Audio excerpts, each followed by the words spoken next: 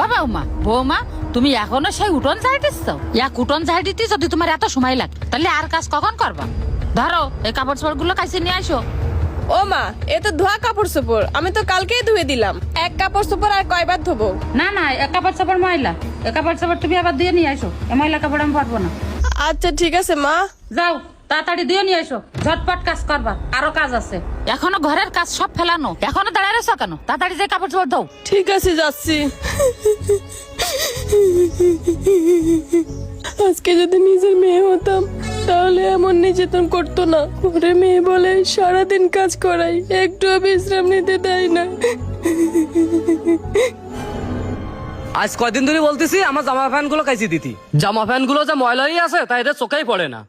এ ফকিন্নির বাচ্চা ফকিন্নি, তোরে বলিস না আমার জামা প্যান্ট গুলো কাইছি দিতি, তা কাইছি দিসনি কেন? দেখতে পাসনি এই জামা প্যান্ট গুলো ময়লাই আছে? এই নে ধর, জামা কাপড় গুলো ভালো করে কাইছি দে, ভালো করে কাচবি, কাপড় চোপড় গুলো যেন পরিষ্কার হয়। ঠিক আছে ভাইয়া, তাড়াতাড়ি কাপড় চোপড় গুলো ধুয়ে ফেলি, না হলে আরো বকাঝকা করবে।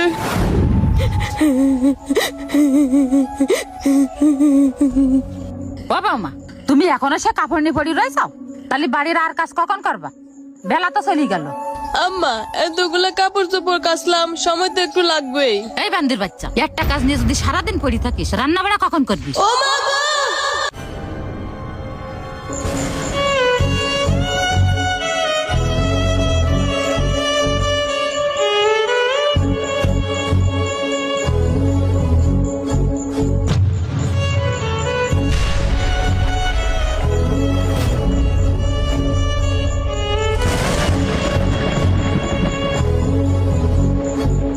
এই ওঠো ওঠো।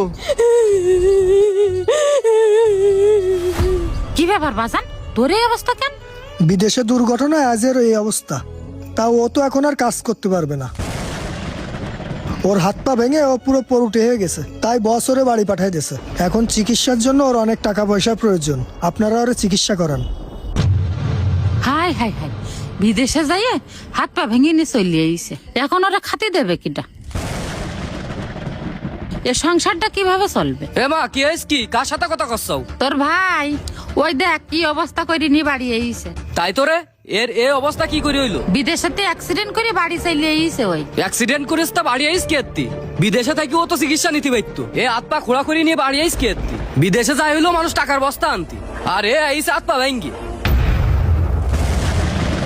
টাকার বস্তা আনবে কি রে? ওর পাশে এখন টাকার বস্তা ডালতে হবে ওর চিকিৎসা করতে।